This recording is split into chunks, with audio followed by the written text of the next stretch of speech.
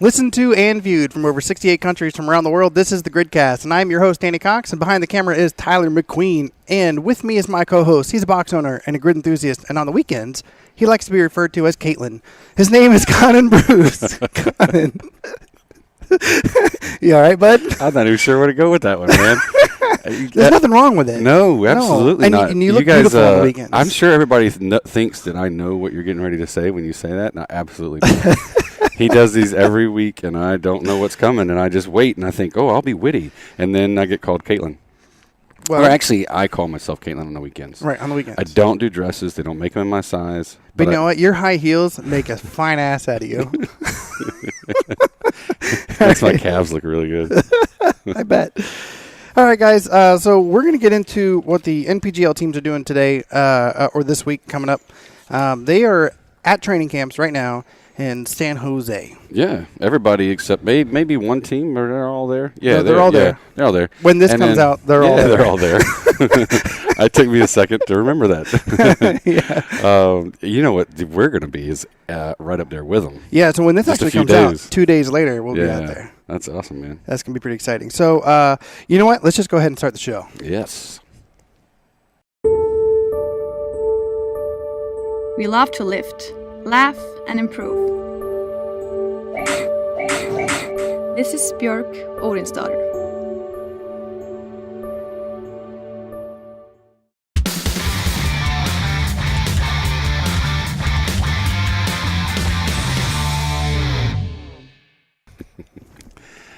All right, we're talking all things training camp here at the Gridcast. Yeah, we are. So, okay. So a lot of the teams are either in San Jose, L.A., or San Francisco right now, working on their training camps. But I want to talk about how long they've been at the West camps. Coast. West Side. So Baltimore has been in San Jose since Tuesday. Right. And what's really cool about... Since last Tuesday. Yeah, you're right. So what's really cool about them is they're all put up in a hotel, and all the athletes are in suites. So every person on the team has their own little room. They may have a joining room, for everybody. But they got their own little space. But then outside of that, every meal they're eating together. They are going to barbecues together. They're training ever since last Tuesday. They have tons of time to form together as a family and as a team. Mm-hmm. Who are they playing next weekend? Oh, that would be the New York Rhinos. And New York Rhinos didn't show up to the party until Sunday. Yeah. We're going to see how much of an impact that has. Normal sports analysis would tell you that the team that gels the best and has good skills, good athletes, is going to have a little bit of a one-up, right? Well, there's no question that all these teams have really good athletes. So that's where I was going with this. So you just take out the part about they're all good athletes, because every team, this isn't last year. They've gotten a lot better. They've got a lot better combination of athletes. They got their specialists. They got the generalists. They got the all-around folks. I think we're looking at better teams than we were last year. So if you say that and you say you just put that aside, now it's about how are they gelling, right? When you and I was watching, I can't remember which team it was now. It just went out of my head. They was playing rock, paper, scissors. L.A. Raid. It was L.A. Yeah. I was pretty sure it was L.A. Yeah. A big shout out to L.A.'s training camp, though, because our buddies from My Power Supply, mypowersupply.com. I'm going to give them a little shout out. They don't pay us anything for that, but love their food. We've been with those guys since day one. It's awesome to see them out on the West Coast. Sure. They're expanding and everything. But anyway, you're watching the interaction between the players while they're doing these little games, and you can't put value on that. It's immensely powerful when it comes to game time, because you and I aren't. We're thinking alike. We're moving alike. Yeah. I'm guessing it's like watching, Jordan and Pippen doing a layup. They don't even look at each other. They just throw the ball. Well, it's great too. So if you're out there on Monday or Tuesday, right before the match, so you're Jordan and Pippen. I know. Well, it's mine too. So to me, it just went right over my head. They don't even play. So let's say you're 4 or 5 days out from the match. You don't want to tax your people, right, to their nth degree. But if you're 13 or 14 days out, you can tax those people. Yeah. So now you get to see what they look like when they're fatigued. What are their trigger points, right? What is the telltale sign that says, they're slowing down? Where in the rep scheme are they slowing down? A team that, to me, can discover those things. They have a whole nother week to discover about every single athlete. Mm-hmm. that is going to translate to the grid. Yeah, it's the equivalent of like the NFL right now is doing two-a-days. A lot of teams, right? Yeah. They're pushing their folks. They want to see, did you screw off in the off season? Are you still in shape? Let me see your footwork, all this kind of stuff going on, and that's so it's the same kind of principle with any team sport. You got to get them together. You got to push them a little bit. You got to see them move and say, okay, where are we at? Oh, hey, so and so is looking a little slow this time around, right? Right. Where's all that was from last season? Exactly. So if you have a rep scheme, change. If you have a rep scheme and you're like, okay, so you're going to do 15 chest to bars, and then you're going to hop off, and then the next person's going to do 15 chest to bars, and then we're going to go on to the next quadrant. Well, if because of the week before you're seeing this person and you forgot that there's races 4 and 5 and 6 before you get to that point, right? Or whatever that they've already been in. Right. And they're at rep 10, and they're having to maybe look like their face like, I may have to go to Kipping. I can't butterfly these things anymore, right? Mm-hmm. But you see it in their face, and the coach can see it in their face, and they learn that from the previous week. Right. They can say, hop off. Get off. The next person can do the 20 instead, right? Yeah, communication and grid is massively important. Yeah. A lot of people didn't figure that out last season. The nonverbal communication, too. No, that's what I mean. Yeah. It's just huge. Like, you have to get, like, it's the nod, it's the look, and that saves a lot of time when you're doing these transitions, when you're tagging out. It's for the coach and for the athletes. So when we made our predictions, this was all before we knew when teams were going to be in training camps, right? We were way out. We did that way out. And I'm still going to hold by them because that's just who I am. I'm hard-headed, and I'm going to stick by it. But I'm getting a little nervous because a couple of the teams that I put down towards the bottom were LA Reign and Baltimore. Yep. And you were basing the analysis, though, off last season. Yeah, of course. And it's a new season. And who they picked up, right? So maybe lessons learned is we do our picks after training camp. Let's do it after training camp. Well, I mean, you have it's going to be interesting to see how it translates, but I'm pretty sure that it's going to be very beneficial for teams to be together longer. And it's not to say anything bad against the other teams, too. There are other constraints outside of the realm, like for instance, so New York's getting there on Sunday. We have Boston Iron getting there on Monday. LA Reign's already started. Miami Surge isn't getting there until Sunday. Yeah, this is all past. This is all past. Glad it came in last. Yeah, sorry, I forgot. This is coming out the Wednesday after all this happened. So the point is that there are other reasons why teams may not be able to get out their teams out there. There's budget constraints. There's they have their own family and their own lives. They have each individual athlete also has their own sponsorships. They have things they have to go do for their sponsors. There's all sorts of different reasons why they may not be able to get there. So it's not to talk bad about them. We're just talking about the impact of what that will have on the grid. Yeah, nobody understands. I mean, anybody that's played team sports understands all the factors that go into logistics, right? So what we hope to see as the years progress and the season gets defined more, then if you're the GM, if you're the management of these teams, then you're able to plan out far enough and go, oh, okay, nope, every time we're going to have a 2-week training camp or a 3-week or whatever it is, and it's planned out a year in advance. Yep. Although I'm sure they could plan out because we've had the dates for a long time. It's still a lot of things are still in flux as this starts to get kind of the norm, the dates, the seasons, and all those sorts of things. Then it's that's a hot rod back there. I know, right? Harley or Hot Rod just started up. I got a little tickle. So once we get it's really going to be helpful when NPGL has a more defined season. Sure. And I think we're getting there. The league put up what they're calling the South Hall, 2 big regulation grid courts. Yep. Right. So these teams aren't secretly training during this week. Yep. The teams who got out there earlier were secretly training. They could do these special transitions that no one else has seen yet, right? So you can do all these secretive things. Like Boston Iron, they had their own training camp actually before the draft even happened. Right. Right. So that's awesome. They may have figured out some things that the other teams don't yet, right? Mm-hmm. So, but come Monday, so now it'll be 2 days ago, all these teams have access to these 2 courts. Yeah. Right? So, but it's not secretive anymore. Right. They know all of what's going on. So, I don't know. It's really cool the league is providing these things, but it's also kind of dangerous for all the teams. Yep. By the time you guys see this, we'll be headed out a couple days after to San Jose, and Follow us on Periscope. track us on Periscope. If you guys don't know what that is, Google it. Okay, right. It's a new app.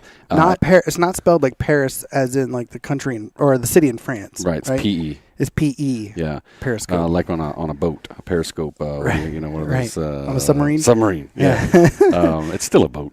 But if you guys track us on that, because we're going to have a lot of behind the scenes coverage that nobody else is going to have, because we're going to be out there in the South Hall. We're going to be around the athletes and everything. It's a great opportunity for you guys to see what it looks like when they're training out there. So they have this whole week is going to be about not only training camp, meaning not only are the teams practicing, but the league has gone in and is setting up classes for the athletes on how to deal with agents and how to deal with the media, and education for the athletes that the league is putting on outside of just what the teams do. So that's a good showcase of what the league is going out and doing to better the sport as a whole, right? As what the league's for.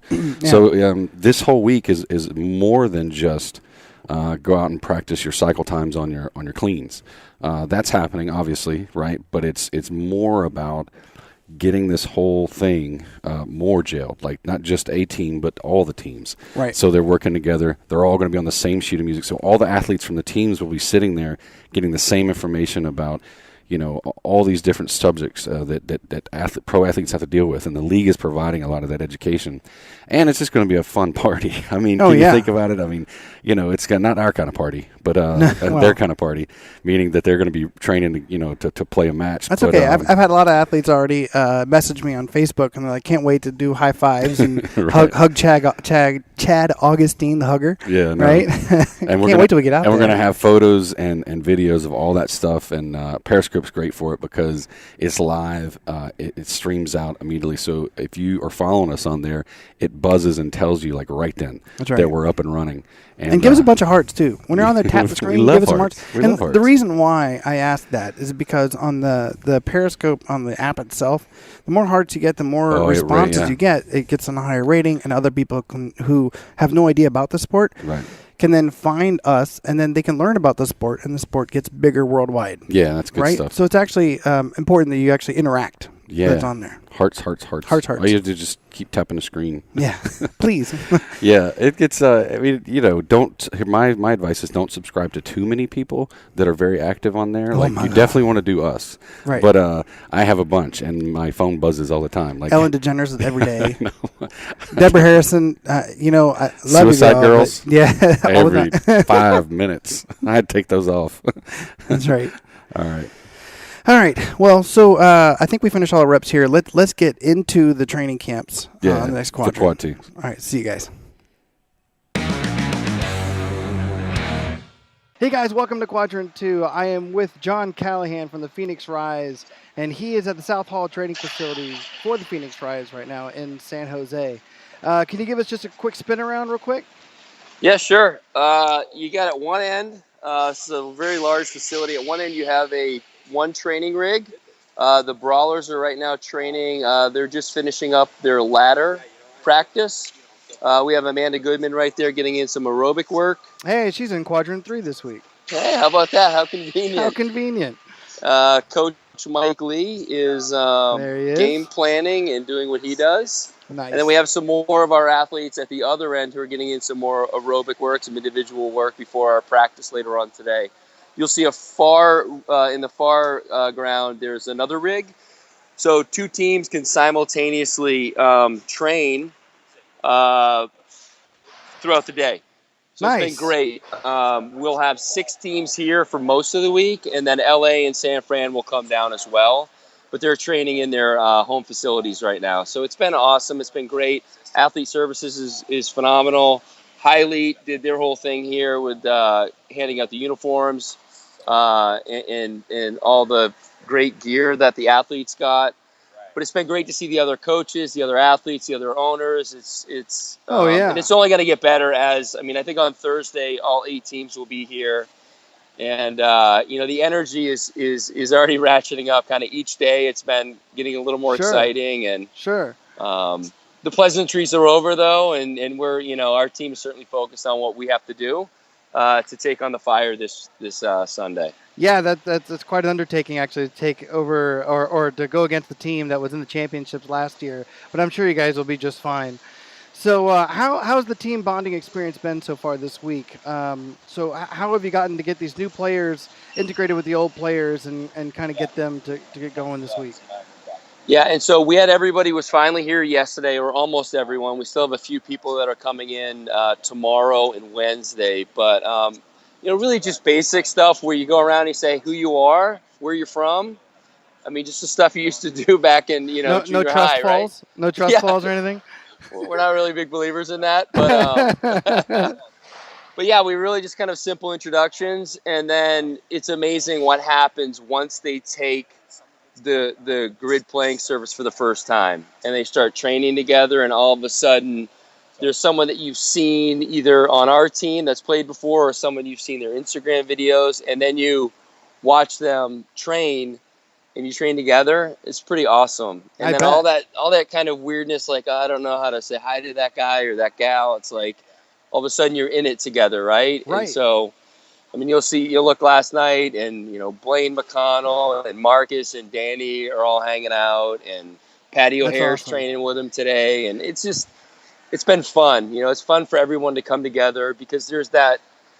Just don't know, right? Like, hey, am I gonna like playing with this guy? Right, exactly. And I think, we've tried to be really careful in our selection based upon chemistry, right? And people we think are just good people. That's everything.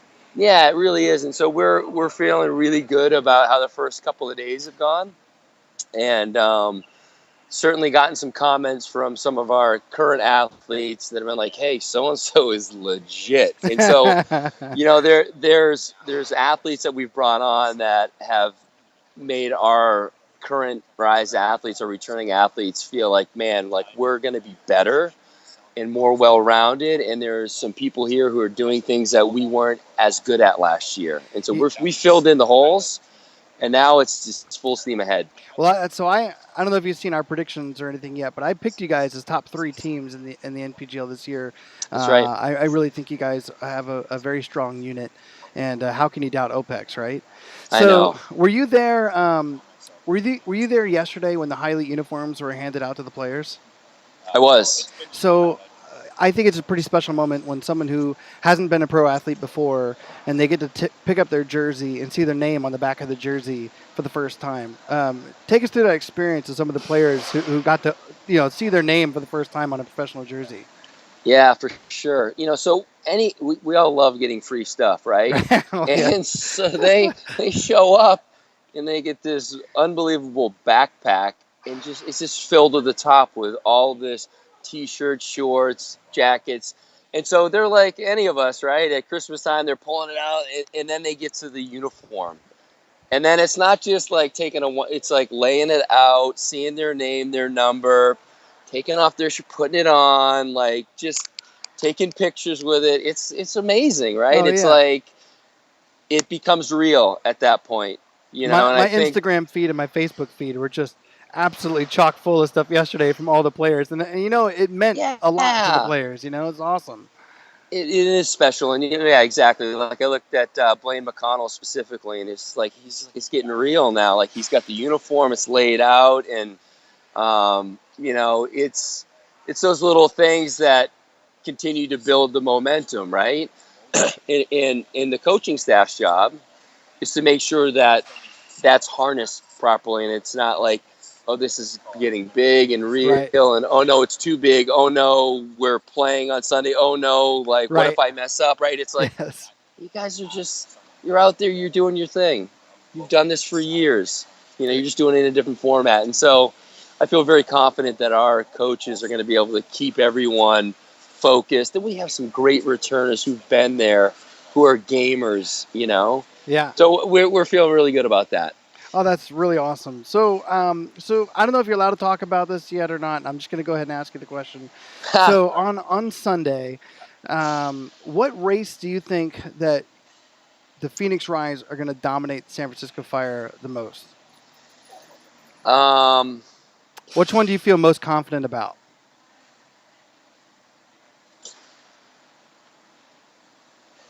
You kind of got me there. I'll be honest. Full disclosure, I've been so in the weeds, making sure everything is going smoothly on the back end. Yeah. That I haven't had an opportunity to really sit down with Mike and Matt and go over like who's doing what. Why don't you just say, you know what, all of them. We're going to dominate all of them. Yeah. You don't Because I know I'll have Paul Southern in my grill when he sees this, and I don't want to deal with that right now. But you know what? As you guys know, I know you've talked about this. You go from 5 to 7 males and females. It adds a ton of complexity. Oh, yeah. You bring in a whole new batch of athletes, right? Heck yeah. Who are very gymnastic, or they're very strong with the barbells. Like, how do those pieces fit in? I know how it looked last year with San Fran.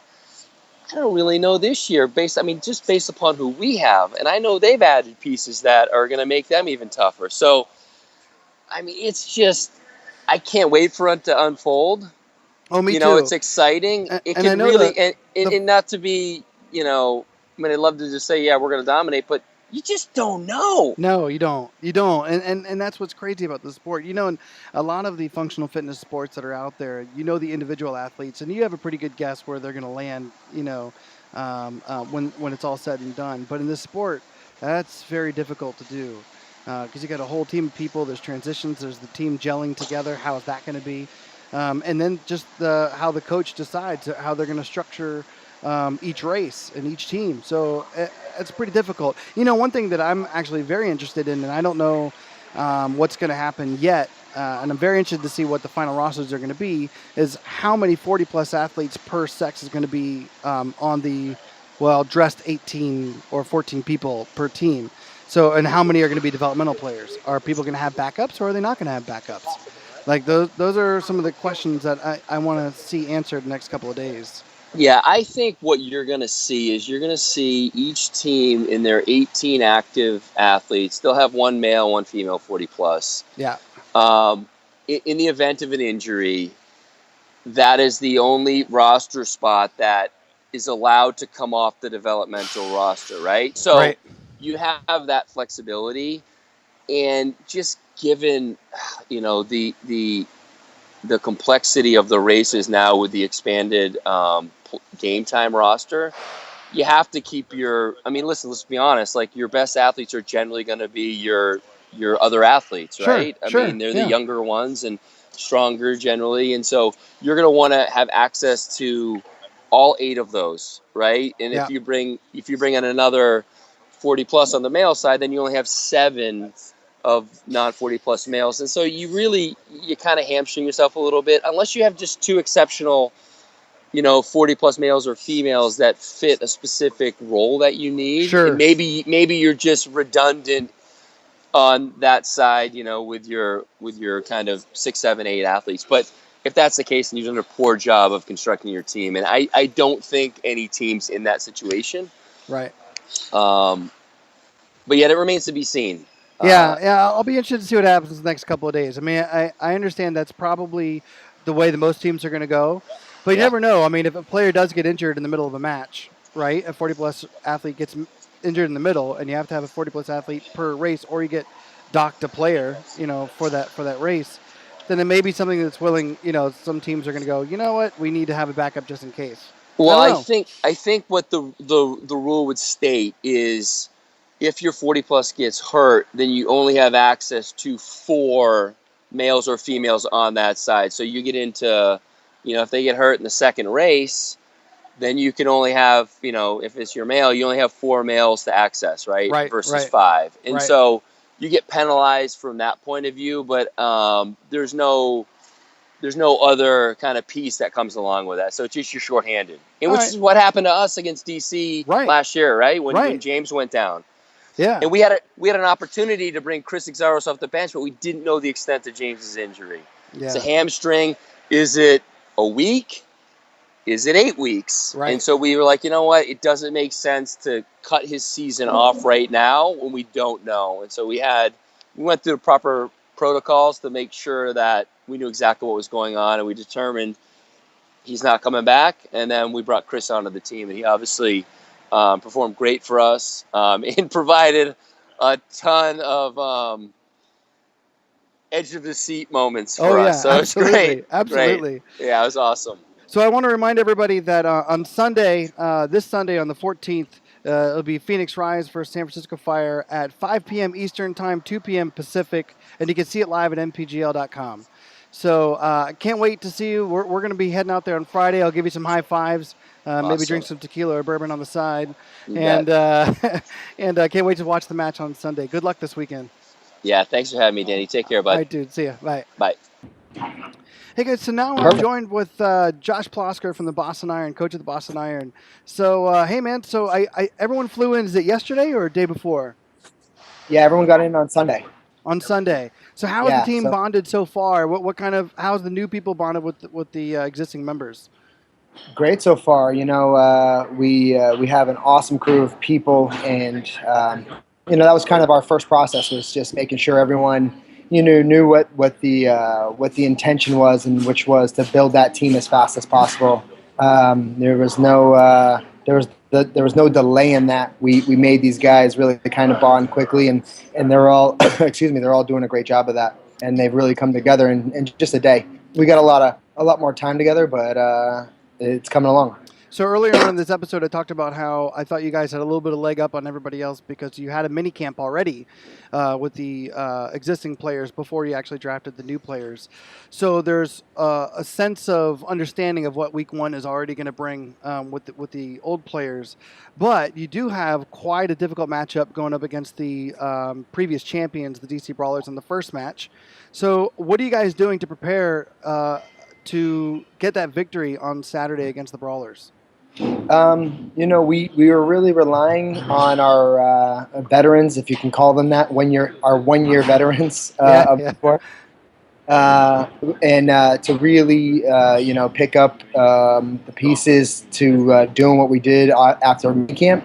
We're relying on them to bring the new guys up to speed, and we've just been preparing a lot. We've spent a lot of time. I've spent a lot of time individually, whether that's been online or in my gym back in Boston, to get these guys really prepared for what training camp was going to bring.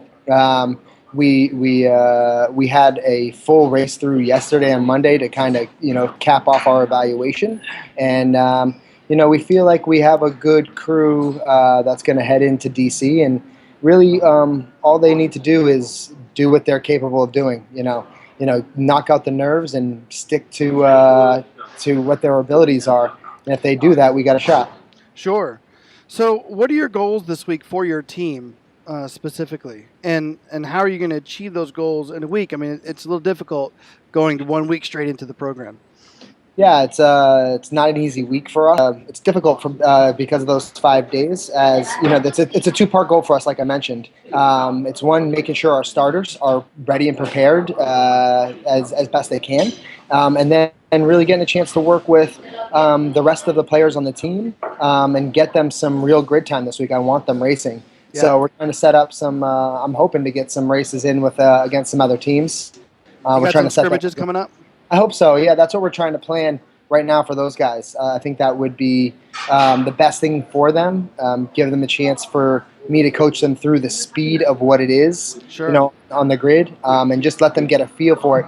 Because I definitely think, the one thing that we see is new players just lack that full understanding of the speed. It's not that they don't have it, because they certainly do. They miss it kind of in terms of volume and putting it into a race situation. Right. Speaking of young players, Coulter Turchin, is he out there in San Jose with you guys right now? He is. And how is he gelling with the team, with the new team? He's great. I think Coulter is a very unique person in the fact that, although he is 17, he's incredibly mature for his age. The kid gets it. He understands what we're asking of him. He's capable of fitting in with, some guys that are, more than double his age. Oh yeah, absolutely. And I think it'd be really special for someone like him too. I talked about this with John Callahan just recently on the previous segment, and we talked about how when the high elite uniforms were given to the players and someone sees their name on the back of a jersey for the first time and that kind of feeling that they get. Did Coulter, were you there when Coulter opened up his high elite bag and saw his name for the first time? I wish, I mean, I was there, but I was, it was right in the middle of one of our practices when they picked it up. So it was kind of all the guys to get back over. So, but you can just see it in his eyes. He's so motivated and he really wants this. And, the kid's going to be so good. I mean, he's 17 years old and he's got times that are very similar to players that are older than him.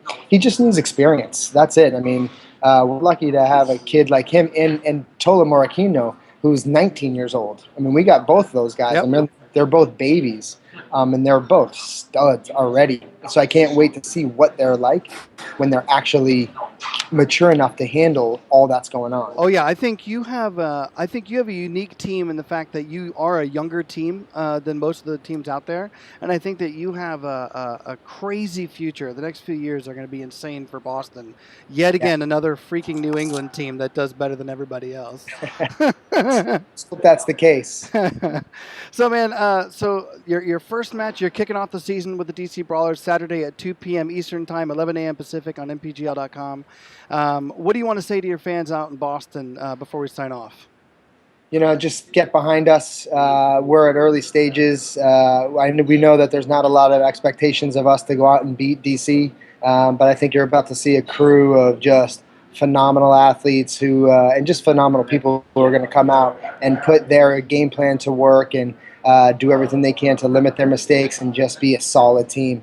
I think our fans are gonna enjoy what they're gonna see. All right, thanks a lot for joining us, and stay tuned for Quadrant 3. We've got Amanda Goodman from the Phoenix Rise, so we'll head on over to Quadrant 3.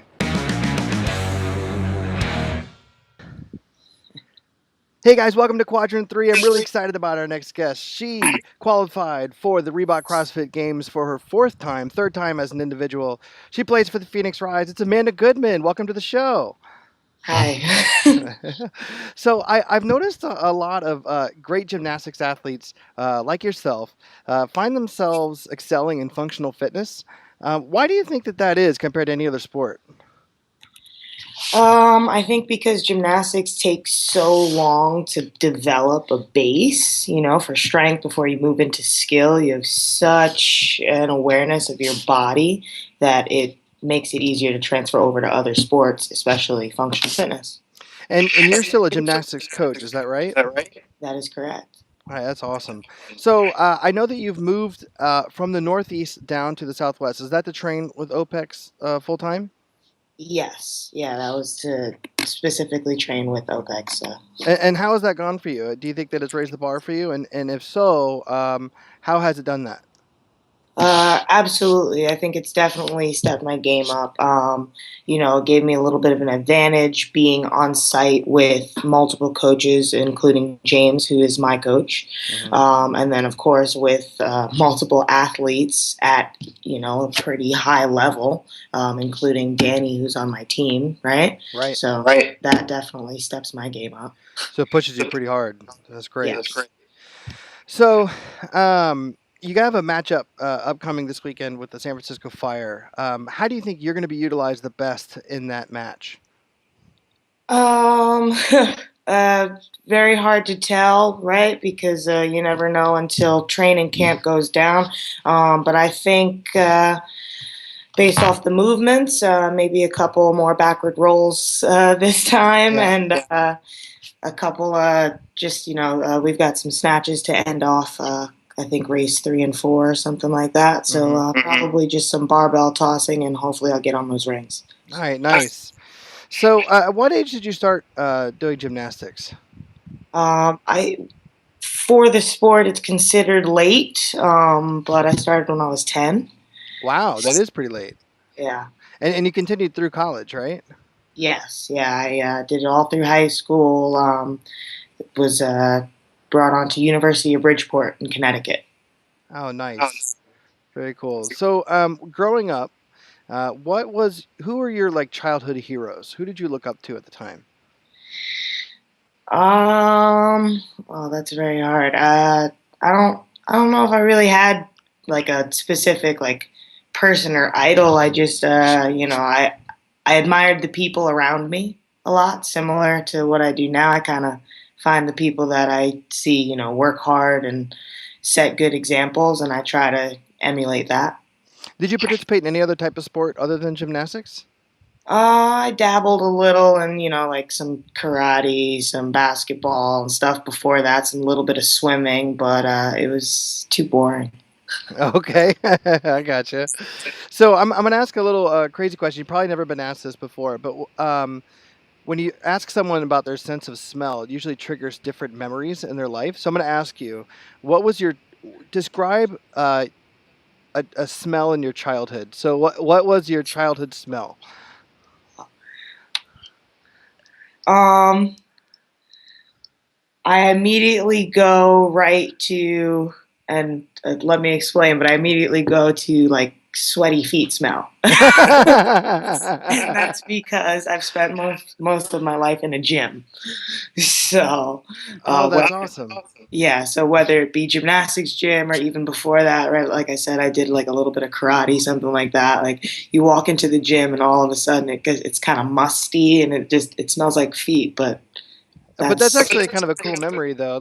So I got this question actually just recently from Smart Passive Income podcast. Just give a little shout out to them, the SPI. And I thought that was a really interesting question. I started asking that about myself, and I was a baseball player, and I smell leather gloves. That's what I kind of remember, right? Okay, yeah. Leather gloves and like pine tar and kind of the smell of a baseball field. Yeah. So I said, wow, well, that's a really cool question. So you're my first person I ever asked that question to. So this is a good tryout right there. Great. And I had smelly feet. But that's okay. So you qualify for the CrossFit Games. Congratulations! I think that's awesome.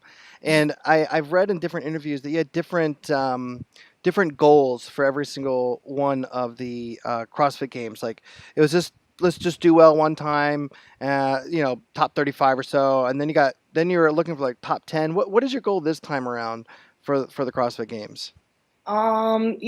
There's, of course, you want to set goals. My bottom line is to kind of, of course, I'll be happy if I go there, give it what I have, and just, leave there saying, okay, I did the best that I could and learning from it. Obviously, there's that. But if we want to talk about point spread and my competitive edge, I want to break the top 10. Oh, that's awesome.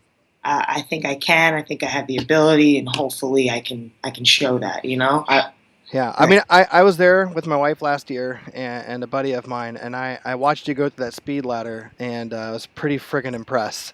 So that was awesome to see you, and I'm sure you do have the ability to get the top 10 this year, and I really hope you do. How has training for the games actually helped you in the grid? You think, or has the grid helped you in the games? I think they both kind of complement each other. I'm lucky where the grid plays a little bit more to my strengths, meaning I'm very quick, right? I like to move fast and I like to move heavy stuff fast, where CrossFit is the opposite of that. It's kind of, just maintaining and moving. Well, you had strength, quick, explosive speed growing up because you were a vault specialist. Is that right? Yes. So yeah, I spent a lot of time developing that right there. So grid, so I don't have to specialize so much in that for the grid there. But doing CrossFit has helped because it's given me the capacity to do that for a longer amount of time. Right? Yeah. All right, so now it's time for a section we like to call Gridlock. And so I'm going to ask you 10 fast-paced questions. The first answer that comes to your mind, just yell it out, all right? So here we go. What is your favorite junk food? Ice cream. 1 mile run or a 2K row? 1 mile run. NSYNC or Backstreet Boys? NSYNC.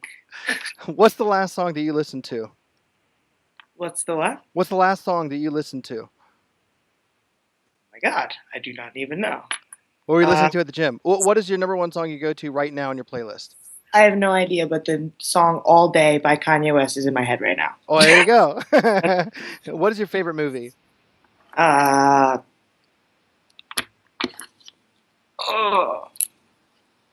Psycho. All right. When you need to dig deep into a workout, do you go to a dark place, a happy place, or are you crazy and they're both one and the same? They might both be one and the same. Pancakes, waffles, or donuts? Pancakes. What superpower would you rather have? The ability to fly or have super speed? Fly. Chuck Taylors or Nanos? Nanos. Who won the championships and hosts the Pinnacle Trophy for the 2015 NPGL season? Phoenix Rise. Of course. Well, thanks a lot for joining us on the show. I really appreciate it. We're going to be out in San Jose, so I'd like to give you a high five when we're out there, all right? Oh, yeah, definitely. No, thanks for having me. All right, thank you very much. I'll see you later. All right, have a good one.